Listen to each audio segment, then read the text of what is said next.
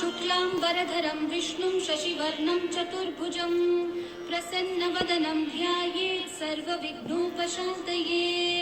व्यासं वसिष्ठनप्तारं शक्तै पौत्रमकल्मषं पराशरात्मजं वन्दे सुखतातं तपोनिधिं। व्यासाय विष्णुरूपाय व्यासरूपाय विष्णवे नमो वै ब्रह्मनिधये वासिष्ठाय नमो नमः। अविकाराय शुद्धाय नित्याय परमात्मने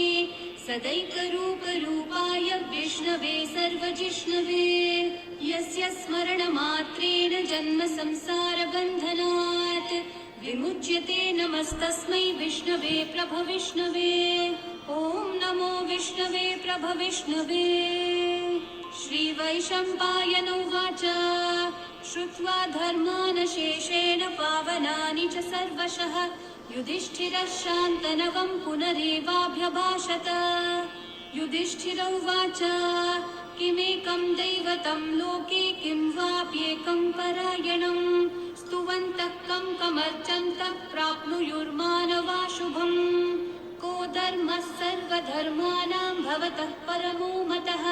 किं जपन्मुच्यते जन्तुर्जन्म संसारबन्धनात्। श्रीभीष्म उवाच जगत्प्रभुं देवदेवम् अनन्तं पुरुषोत्तमं स्तुवन्नाम सहस्रेण पुरुषस्तततोत्थितः तमेव चार्चयन् नित्यं भक्त्या पुरुषम् अव्ययम् ध्यायन् स्तुवन् नमस्यं च यजमानस्तमेव च। अनादिनिधनं विष्णुं सर्वलोकमहेश्वरं लोकाध्यक्षं स्तुवन् नित्यं सर्वदुःखातिगो भवेत्। ब्रह्मण्यं सर्वधर्मज्ञं लोकानां कीर्तिवर्धनं लोकनाथं महद्भूतं सर्वभूतभवोद्भवम् एष मे सर्वधर्माणां धर्मोऽधिकतमो मतः यद्भक्त्या पुण्डरीकाक्षं स्तवैरर्चैर्नरः सदा। परमं यो महत्तेजः परमं यो महत्तपः परमं यो महद्ब्रह्म परमं यः परायणं पवित्राणां पवित्रं यो मङ्गलानां च मङ्गलं देवतं देवतानां च भूतानां यो व्ययः पिता यतः सर्वाणि भूतानि भवन्त्यादियुगागमे यस्मिंश्च प्रलयं यान्ति पुनरेव युगक्षये तस्य लोकप्रधानस्य जगन्नाथस्य भूपते विष्णोर्नाम सहस्रं मे शृणु पापभयापहम्। यानि नामानि गौणानि विख्यातानि महात्मनः ऋषिभिः परिगीतानि तानि वक्ष्यामि भूतये। ऋषिर्नाम्नां सहस्रस्य वेदव्यासो महामुनिः छन्दोनुष्ठुप् तथा देवो भगवान् देवकीसुतः अमृतांशोद्भवो बीजं शक्तिर्देवकीनन्दनः त्रिसामाहृदयं तस्य शान्त्यर्थे विनियुज्यते। विष्णुं जिष्णुं महाविष्णुं प्रभविष्णुं महेश्वरम् अनेकरूपदैत्यान्तं नमामि पुरुषोत्तमम्। अस्य श्रीविष्णोर्दिव्यसहस्रनामस्तोत्रमहामन्त्रस्य श्रीवेदव्यासो भगवान् ऋषिः अनुष्ठुप्छन्दः श्रीमहाविष्णु परमात्मा श्रीमन्नारायणो देवता अमृतांशोद्भवो भानुरिति बीजं देवकीनन्दनसृष्टेति शक्तिः उद्भवक्षोभणो देव इति परमो मन्त्रः शङ्खबृन्नन्दकी चक्रीति कीलकम् शार्ङ्गधन्वा गदाधर इति अस्त्रम् रथाङ्गपाणिरक्षोभ्य इति नेत्रम् त्रिसामासामगः सामेति कवचम् आनन्दं परब्रह्मेति योनिः ऋतुः सुदर्शनः काल इति दिग्बन्धः श्रीविश्वरूप इति ध्यानम्। श्रीमहाविष्णु प्रीत्यर्थे सहस्रनाम जपे विनियोगः।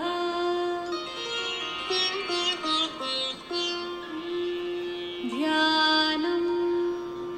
क्षीरोधन्वत्प्रदेशे शुचिमणिविलसत्सैकते मौक्तिकानां माला क्लृप्तासनस्तस्फटिकमणिनिभैर्मौक्तिकैर्मण्डिताङ्गः शुभ्रैरभ्रैरतभ्रैरुपरि विरचितैर्मुक्तपीयूषवर्षैः आनन्देन पुनीयादरिनलिनगदा शङ्खपाणिर्मुकुन्दः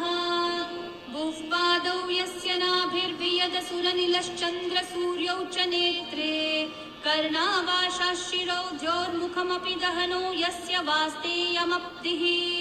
अन्तस्थं यस्य विश्वं सुरनरखगो भोगि गन्धर्वदैत्यैः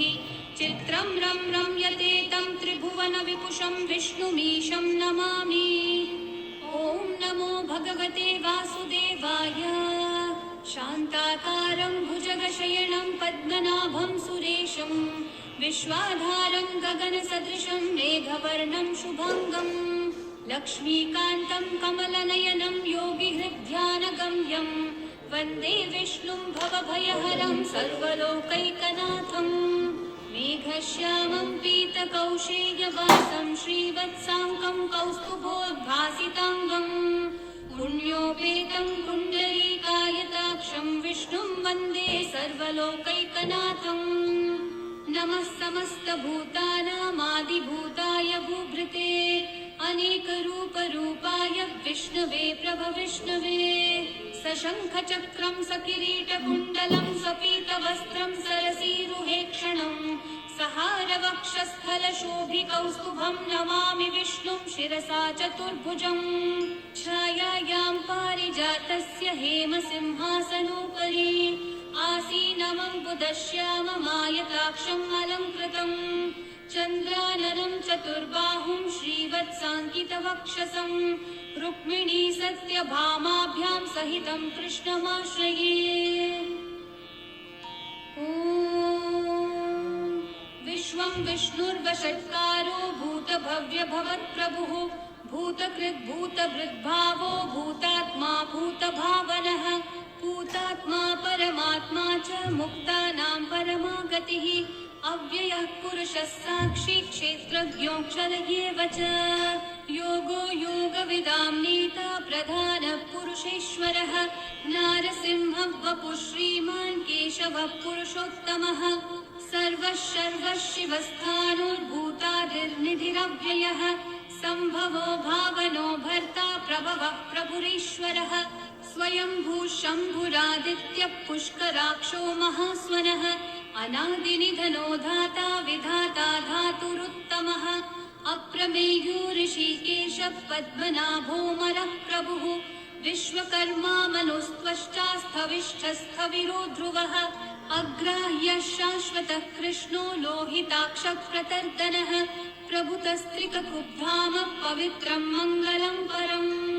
ईशानः प्राणदः प्राणो ज्येष्ठः श्रेष्ठः प्रजापतिः हिरण्यगर्भो भूगर्भो माधवो मधुसूदनः ईश्वरो विक्रमी धन्वी मेधावी विक्रमक्रमः अनुत्तमो दुराधर्षः कृतज्ञः कृतिरात्मवान्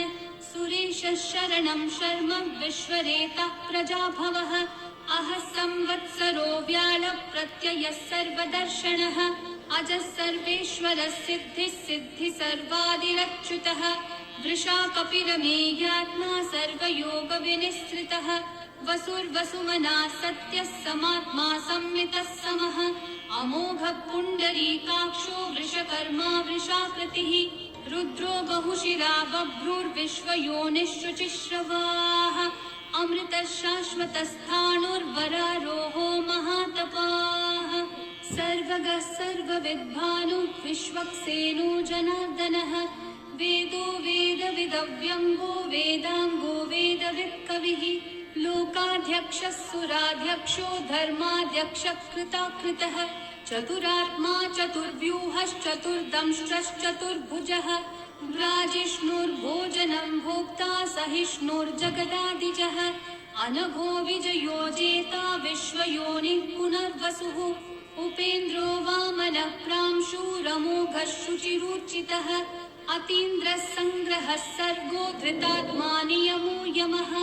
वेद्यो वैद्यः सदा योगी वीरः माधवो मधुः अतीन्द्रियो महामायो महोत्साहो महाबलः महाबुद्धिर्महावीर्यो महाशक्तिर्महाद्युतिः अनिर्देश्य वपुः श्रीमान् अमेयात्मा महाधृतिक् महेश्वासो महीभर्ता श्रीनिवासः सतां गतिः अनिरुद्धः सुरानन्दो गोविन्दो गोविदाम्पतिः मरीचिर्दमनोहंसः सुपर्णो भुजगोत्तमः हिरण्यनाभः सुतपा पद्मनाभः प्रजापतिः अमृत्युः सर्वदृक्सिंहः सन्धाता सन्धिमान् स्थिरः अजो दुर्मशनः शास्ता विश्रुतात्मा सुरारिः गुरुर्गुरुतमो धामः सत्यः सत्यः पराक्रमः निमिषो निमिषस्रग्विवाचस्पतिरुदारधीः अग्रणीर्ग्रामणी श्रीमान् न्यायो नेता समीरणः सहस्रमूर्धा विश्वात्मा सहस्राक्षः सहस्रपात् आवर्तनो निवृत्तात्मा संवृतः सम्प्रमर्दनः अहः संवर्तको वह्निरनिलो धरणीधरः सुप्रसादः प्रसन्नात्मा विश्वदृग्विश्वभुग्विभुः सत्कर्ता सत्कृतः साधुर्जन्मुर्नारायणो नरः असंख्येयो प्रमेयात्मा विशिष्टः शिष्टकृच्छुचिः सिद्धार्थः सिद्धसङ्कल्पः सिद्धिदः सिद्धिसाधनः वृषाही वृषभो विष्णुर्वृषपर्वा वृषोदरः वर्धनो वर्धमानश्च विविक्तः श्रुतिसागरः सुभुजो दुर्धरो वाग्मी महेन्द्रो वसुदो वसुः नैकरूपो बृहद्रूपः शिपिविष्टप्रकाशनः ओजस्तेजोद्युतिधरः प्रकाशात्मा प्रतापनः ऋद्धस्पष्टाक्षरो मन्त्रः चन्द्रांशूर्भास्करद्युतिः अमृतांशूद्भवो भानुर्शशबिन्दुः सुरेश्वरः औषधं जगतः सेतुः सत्यधर्मः पराक्रमः भूतभव्यभवन्नाथः पवनः पावनो नलः कामः कामकृत्कान्तः कामः कामप्रदः प्रभुः युगादिकृद्युगावर्तो नैकमायो महाशनः अदृश्यो व्यक्तरूपश्च सहस्रजिदनन्तजित् इष्टो विशिष्टशिष्टेष्ठः शिखण्डी नहुषो वृषः क्रोधः क्रोधकृत्कर्ता विश्वबाहुर्महीधरः अच्युतः प्रथितः प्राणः प्राणदो वासवानुजः अपान्निधिरधिष्ठानम् अप्रमत्तः प्रतिष्ठितः स्कन्दस्कन्दद्धरो धुर्यो वरदो वायुवाहनः वासुदेवो बृहद्भानुरादिदेवः पुरन्दरः अशोकस्थारणस्थारः शूरः शौरीर्जनेश्वरः अनुकूलः शतावर्तः पद्मी पद्मनिभीक्षणः पद्मनाभोरविन्दाक्षः पद्मगर्भः शरीरभृत् महर्षिरिग्धो वृद्धात्मा महाक्षो गरुडध्वजः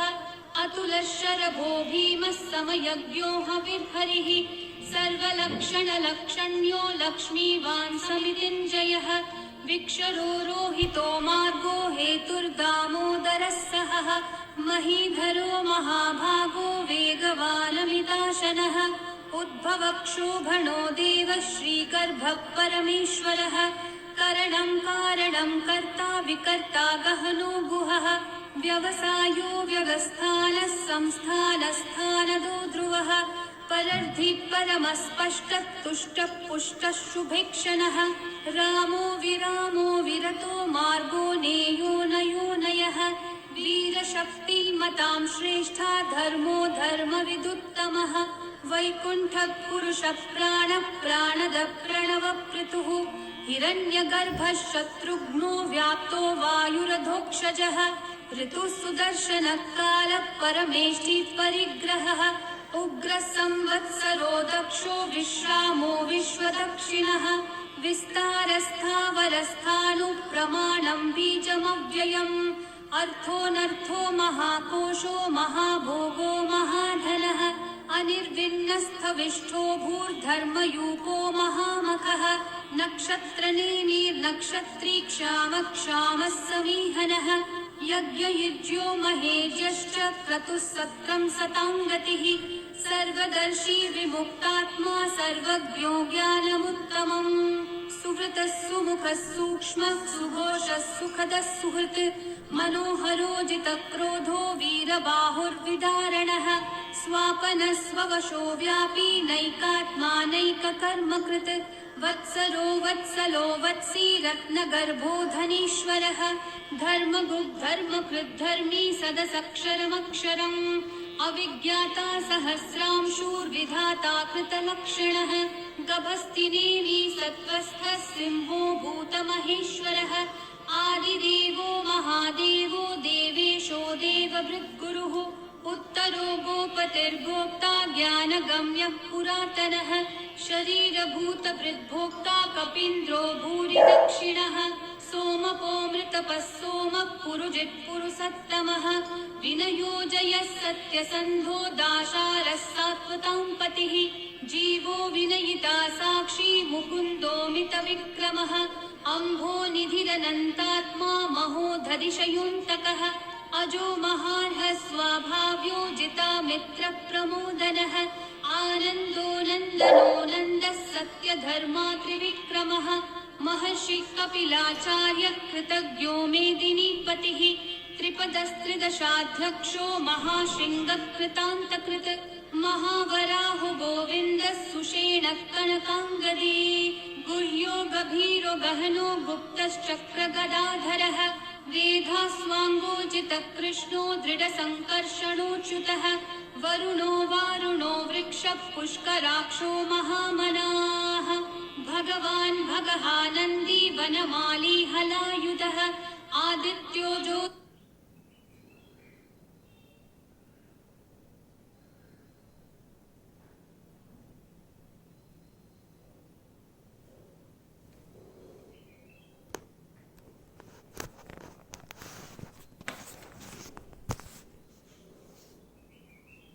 दारुणो द्रविणप्रदः दिवस्पृक् सर्वदृग्व्यासो वाचस्पतिरयोनिजः त्रिसामासामगः सामन्निर्वाणं भेषजं भिषक् सन्न्यासकृच्छमः शान्तो निष्ठा शान्तिपरायणम् शुभाङ्गः शान्तिदसृष्टा कुमुदः कुवलेशयः गोहितो गोपतिर्गोप्ता वृषभाक्षो वृषप्रियः अनिवर्ती निवृत्तात्मा संक्षेप्ताक्षेमकृच्छिवः श्रीवत्सवक्षा श्रीवास श्रीपति श्रीमतांवरः श्रीधः श्रीश श्रीनिवास श्रीनिधि श्रीविभावनः श्रीधर श्रीकर श्रेयः श्रीमान् लोकत्रयाश्रयः स्वक्षस्वङ्गः शतानन्दो नन्दिर्ज्योतिर्गणेश्वरः विजितात्मा विधेयात्मा सत्कीर्तिश्चिन्न संशयः उदीर्णः सर्वतश्चक्षुरनीशः शाश्वतस्थिरः भूषयो भूषणो भूतिर्विशोकः शोकनाशनः अर्चिमः कालनेमी निहावीरः शौरी शूरजनेश्वरः त्रिलोकात्मा त्रिलोकेशः केशवः केशिहा हरिः कामदेवः कामपालः कामिकान्तकृतागमः अनिर्देश्यः वपुर्विष्णु वीरोऽनन्तो धनञ्जयः ब्रह्मण्यो ब्रह्मकृद् ब्रह्मा ब्रह्म ब्रह्मविवर्धनः ब्रह्मविद्ब्राह्मणो ब्रह्मी ब्रह्मज्ञो ब्राह्मणप्रियः महाकर्मो महाकर्मा महातेजा महोरगः महाक्रतुर्महायज्वा महायज्ञो महाहविः स्तव्यस्तव प्रियस्तोत्रं स्तुतिस्तोतारणप्रियः पूर्णः पूरयिता पुण्यः पुण्यकीर्तिरणामयः मनोजवस्तीर्थकरो वसुरेता वसुप्रदः वसुप्रदो वासुदेवो वसुर्वसुमनाहविः सद्गति सत्कृति सत्ता सद्भूति सत्परायणः शूरसेनो यदुश्रेष्ठः सन्निवासः सुयामुनः भूता वासो वासुदेवः सर्वासु निलयो नलः दर्पः दर्पदो दृप्तो दुर्धरोऽथा पराजितः विश्वमूर्तिर्महामूर्तिर्दीप्तमूर्तिरमूर्तिमान् अनेकमूर्तिरव्यक्तः शतमूर्तिः एकोनैकः सवः किं यतत्पदमुत्तमम् लोकबन्धुर्लोकनाथो माधवो भक्तवत्सलः सुवर्णवर्णो हेमाङ्गो वराङ्गश्चन्दनाङ्गदी वीरः विषमः शून्यो घृताशीरशलश्चलः अमानी मानदो मान्यो लोकस्वामी त्रिलोकधृक् सुमेधा मेधजो धन्यः सत्यमेधाधराधरः तेजो वृषो द्युतिधरः सर्वशस्त्रभृतांवरः प्रग्रहो निग्रहो व्यग्रो नैकशृङ्गो गदाग्रजः चतुर्मूर्तिश्चतुर्बाहुश्चतुर्व्यूहश्चतुर्गतिः चतुरात्मा चतुर्भावश्चतुर्वेदविदेकपात् समावर्तो निर्वृत्तात्मा दुर्जयो दुरतिक्रमः दुर्लभो दुर्गमो दुर्गो दुरावासो दुरारिहा शुभांगो लोकसारंगः सुतन्तुस्तन्तुवर्धनः इन्द्रकर्मा महाकर्मा कृतकर्मा कृतागमः उद्भवः सुन्दर सुन्दो रत्ननाभः सुलोचनः अर्को वाजस्सनः शृङ्गी जयन्तः सर्वविजयी सुवर्णबिन्दुरक्षोभ्यः सर्ववागीश्वरेश्वरः महाहृदो महागर्तो महाभूतो महानिधिः कुमुदः कुन्दरः कुन्दः पर्जन्यः पावनो निलः अमृताशोऽमृतवपुः सर्वज्ञः सर्वतोमुखः सुलभः सुव्रतः सिद्धः शत्रुजिच्छत्रुतापनः न्यग्रोधोदम्बरोऽश्वत्थः चाणूरान्ध्रनिषूदनः सहस्रार्चिर्सप्तजिह्वा सप्तैधा सप्तवाहनः अमूर्तिरनघोचिन्त्यो भयकृद्भयनाशनः अनुर्बृहत्कृशस्थूलो गुणभृन्निर्गुणो महान् अधृतस्वधृतस्वास्य प्राग्वंशो वंशवर्धनः भारभृत्कथितो योगी योगीशः सर्वकामदः आश्रमश्रमणश्रामः सुपर्णो वायुवाहनः धनुर्धरो धनुर्वेदो दण्डो दमयिता दमः अपराजितः सर्वसहो नियन्ता नियमो यमः सत्त्ववान् सात्विकः सत्यः सत्यधर्मपरायणः अभिप्राय प्रियार्होर्हः प्रियकृत्कृतिवर्धनः विहाय स गतिर्ज्योतिः सुरुचिर्हुतभुक् विभुः रविर्विलोचनः सूर्यः सविता रविलोचनः अनन्तो हुतभुग्भोक्ता सुखदो नैकजोऽग्रजः अनिर्विण्णः सदामर्षि लोकाधिष्ठानमद्भुतः सनातनतमः कपिलः कपिरव्ययः स्वस्ति स्वस्ति भुक् स्वस्ति दक्षिणः अरौद्रकुण्डली चक्री विक्रम योजितशासनः शब्दातिकः शब्दसः शिशिरः शर्वरीकरः अक्रूरः पेशलो दक्षो दक्षिणः क्षमिनाम्बरः विद्वत्तमो वीतभयः पुण्यश्रवणकीर्तनः उत्तारणो दुष्कृतिः पुण्यो दुःस्वप्ननाशनः वीरः रक्षणः सन्तो जीवनः पर्यवस्थितः अनन्तरूपोऽनन्तश्रीर्जितमन्युर्भयावहः चतुर्रश्रो गभीरात्मा विदिशो व्यादिशो दिशः अनादिर्भूर्भुवो लक्ष्मी सुवीरो रुचिराङ्गदः जननो जनजन्मादि भीमो भीमपराक्रमः आधारनिलयो धाता पुष्पहासप्रजागरः ऊर्ध्वगः सत्पथाचारः प्राणदः प्रणवः प्रमाणं प्राणनिलयं प्राणभृत् प्राणजीवनः तत्त्वं तत्त्वविदेकात्मा जन्म मृत्युजरातिगः भूर्भुवः स्वस्तरुस्तारः सविता प्रपितामहः यज्ञो यज्ञपतिर्यज्वा यज्ञाङ्गो यज्ञवाहनः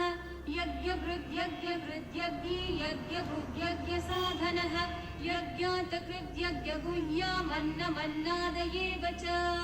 आत्मयोनि स्वयं जातो वैखानः सामगायनः देवकीनन्दनः सृष्टा शितीशः पापनाशनः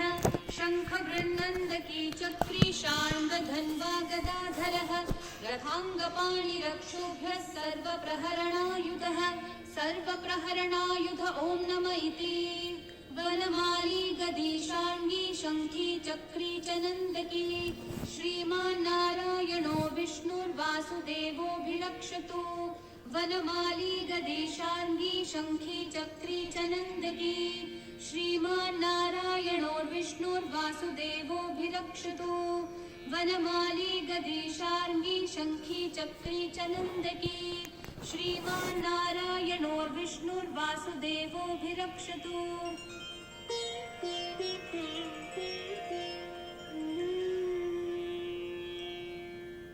इतीदं कीर्तनीयस्य केशवस्य महात्मनः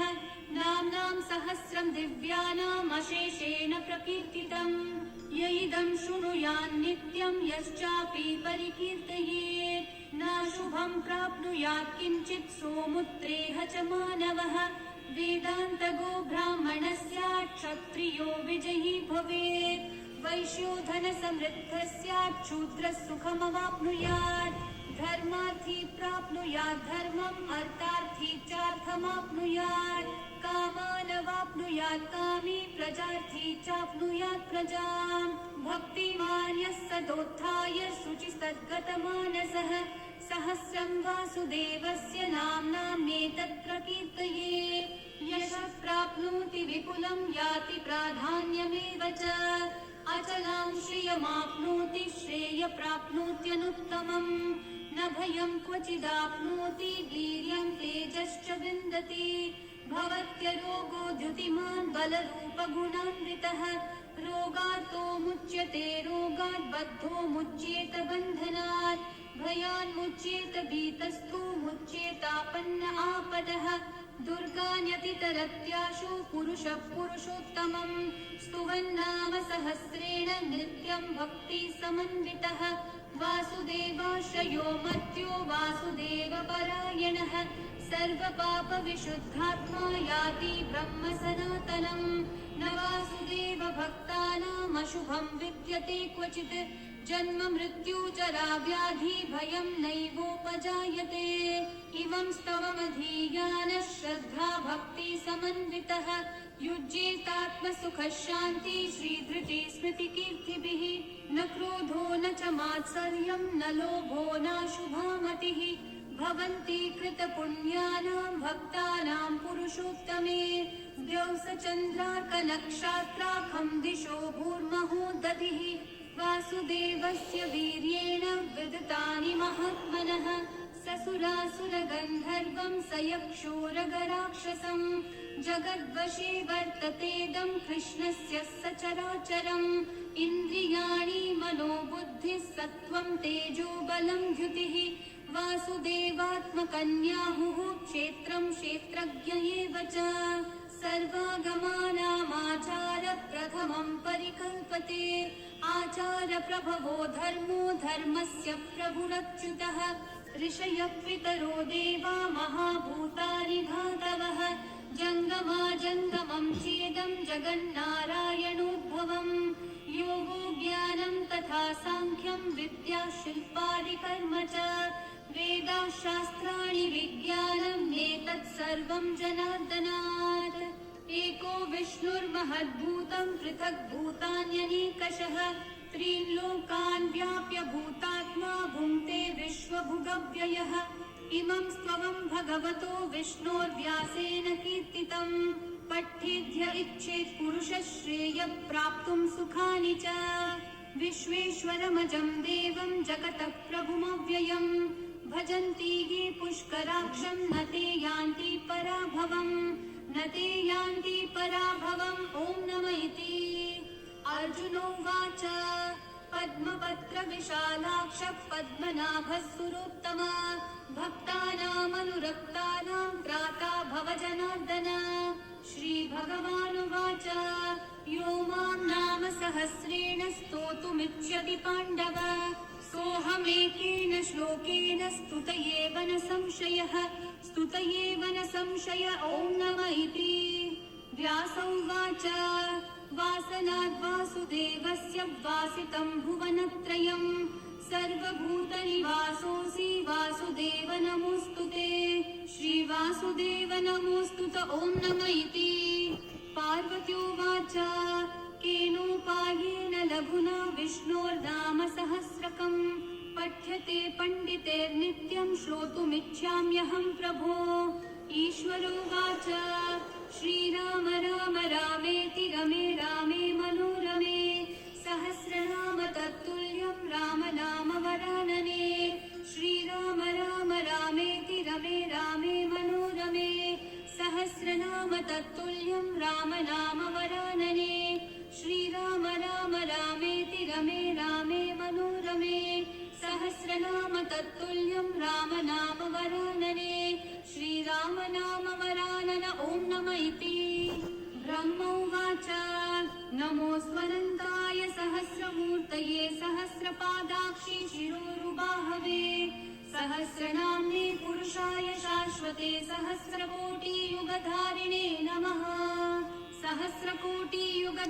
ॐ नम इति।